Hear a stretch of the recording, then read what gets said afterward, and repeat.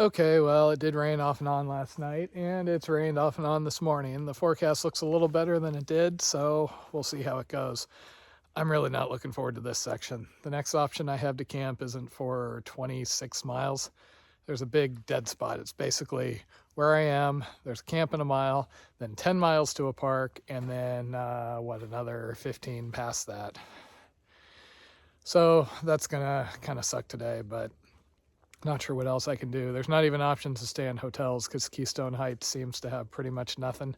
I found one Airbnb that was going to be $144, and that was even before I got some sort of a ride over there, and I'm in a remote area, so it's not like there's Uber or anything. I'd be stuck having to hitch. Honestly, I'm really missing having hot food. I've been eating just cold stuff since the day of that tornado warning. And I've got enough, but I'm still pretty hungry considering the amount of walking I'm doing. I did finally have Jen send me my stove, but that's not going to be here for another week or so. Honestly, I wish I'd gone into Palatka yesterday and at least taken a day off and eaten a couple of times. Now I don't even know when I'm going to have that option because it looks like it's going to be kind of remote for a little while. I may be able to go into Stark, but that's going to require me to get a ride in. So last night there were a good number of vehicles and firecrackers that were at least a little bit off in the distance. Based on comments on gut hooks, I have a feeling if I'd stayed at this campground in a mile, they would have been a little closer. Plus apparently you get music coming from the houses, so I was happier back here. Honestly, I can put up with pretty much anything as far as the hike, as long as I can have like a decent camp at the end of the day.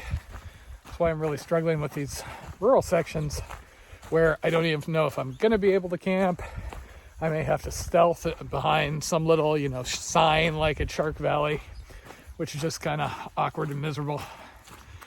Or I might have to push through on a really big day like what I think today is going to require.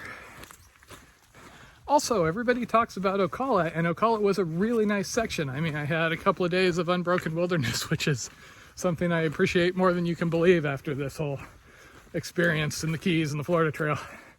However, there's some really pretty areas just like mixed along in here. Rice Creek is kind of the latest and greatest of those. You're on this long walkway going through a swamp with just stuff on either side. So I really enjoyed that. I mean, so far, if I have to pick a favorite spot that's going to be a kind of iconic as far as Florida, I think that's going to be it. There you go, Tinsley designated camp zone. Not really anything special. My camp was quieter and flatter. Go figure. And here we have civilization. See, this is what I mean about having to camp early. Last thing you want to do is be around private property. Jupiter made mention during the Alabama Road Walk of trying to stealth someplace after, having done it successfully for a long, long time, and ending up with a gun pulled on him. Not to mention my head's kind of on a swivel in these areas now, after all the dog incidents. There we go, if any of you were missing the road walks, here's your daily dose. So, could I have stealth camped on this section if I'd pushed past last night? Yeah, probably. Thing is, though, you have a lot of sections where, I could find some place to camp, but you see they're marked no trespassing. And I don't mind hopping into a gray area, but I'm not going to jump behind a no trespassing sign. Also, there's houses scattered all along here, so it's not like there's a good long section that even has farmland or something where you could conceivably not be seen. So I don't know. At least so far, I'm glad I stopped where I did. As much as the mileage I need to do today is kind of a bummer.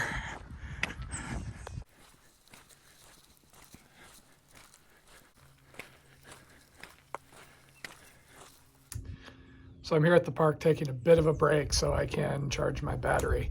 Unfortunately, that 20K, I think I've just used it too much. I used it really heavily on the PCT, and even when I'm off trail, since the van my girlfriend and I live in sometimes doesn't have, integrated power right now. And I think it's just not lasting as long as it used to. Plus, since I keep doing the videos and editing them, that takes a little more, but it's a 20K. I mean, I got through almost a week and a half last summer pretty easy on it. I don't know. Okay, I spent about as much time as I dared charging my batteries. This park's actually rather nice. There's a bathroom with running water, and there was a yummy hose to drink out of, and plugs. Everything I could possibly want, you know, except hot food and things to drink other than hose water. And of course, about 2 minutes after I leave the little shelter where I was charging, then the rain starts.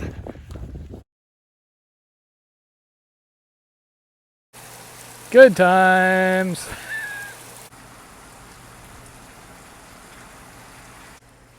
And there's now another one of those special weather statements saying watch out for thunderstorms, which I'm already hearing, and potential funnel clouds. Unfortunately, it looks like it might rain for a little while. Oh good, it would be a shame to have to, you know, shortcut on the bike trail or anything. No excuse not to fill out the permit now. Good times in Camp Landing. It's been raining pretty hard off and on. This is one of the lighter sections.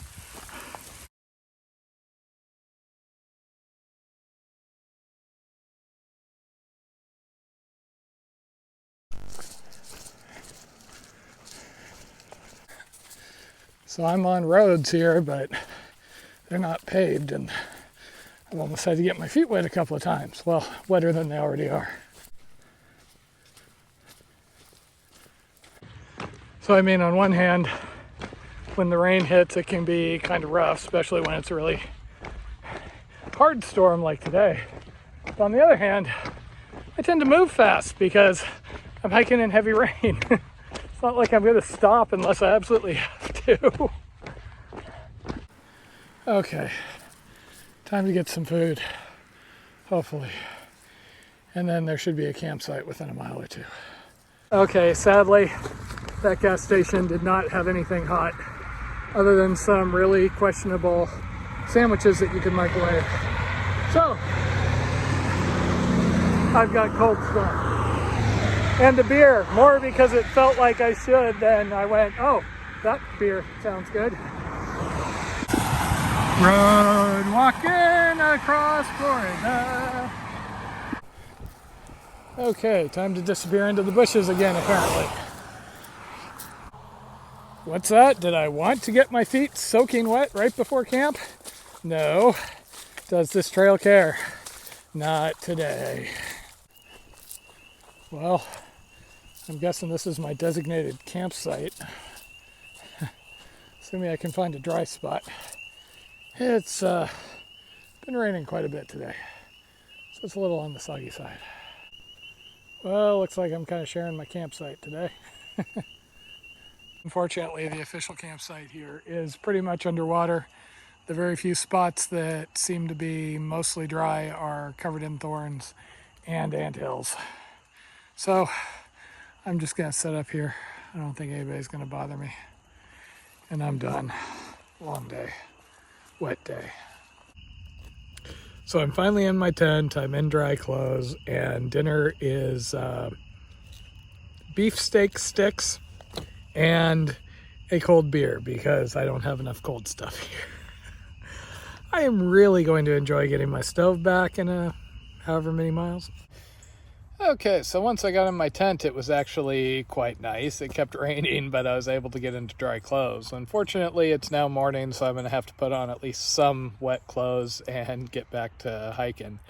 I contacted one of the groups on Facebook, and somebody was nice enough to come out and give me a ride into Stark, so I think I'm going to go in and get a hotel and eat.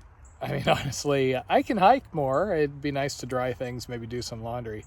But I'm really missing hot food right now. Last time I got an actual hot meal was back in Orlando, Lake Mary area. So yeah, I think I'm going to go do that. Then I'll hit the trail again on Wednesday, refreshed, and shoot on towards Lake Butler, which is officially the halfway mark of the trail.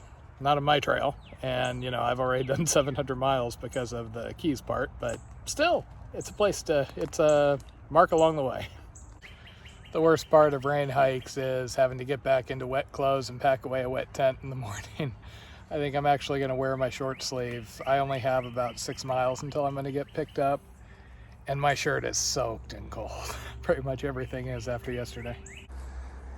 So this was my alternative to that designated campsite, which you can just make out the bench way down there.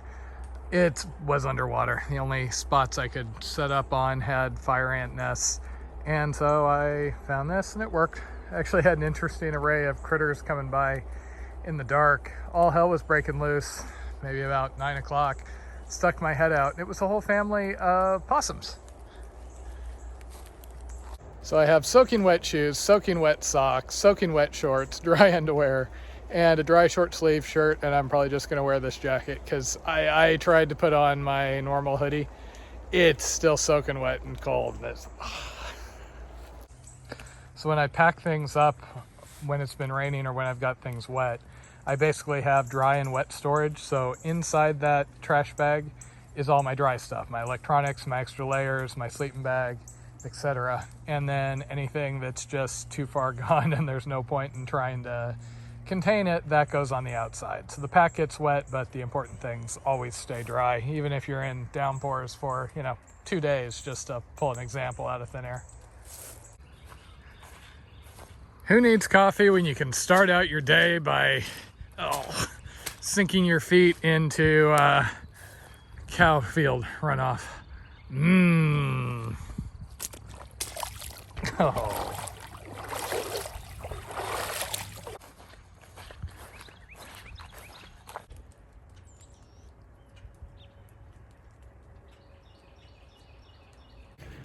So Stark is the last option for a hotel for a little while, as near as Jen and I can figure out.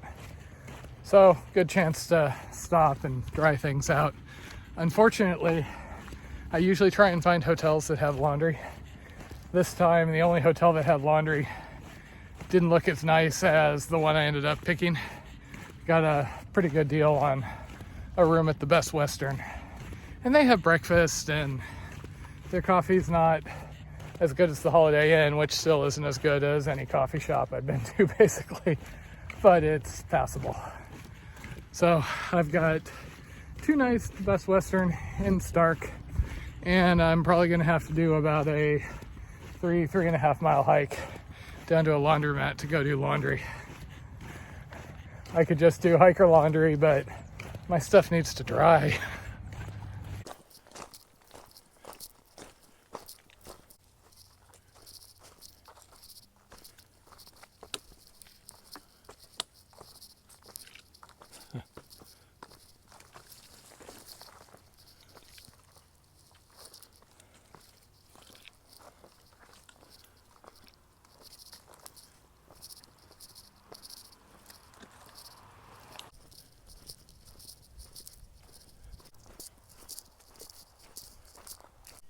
Hey, trailside couch and foosball. Okay, just a quick side trip. See if maybe this place has coffee or something with caffeine. That's a shame. The druggies around here is just plumb terrible. Oh. Okay, got some coffee in Hampton, got warmed about the crack whores, and now it's time to catch a ride into Starkey and get cleaned up at a hotel. Maybe dry out some of this gear. And food.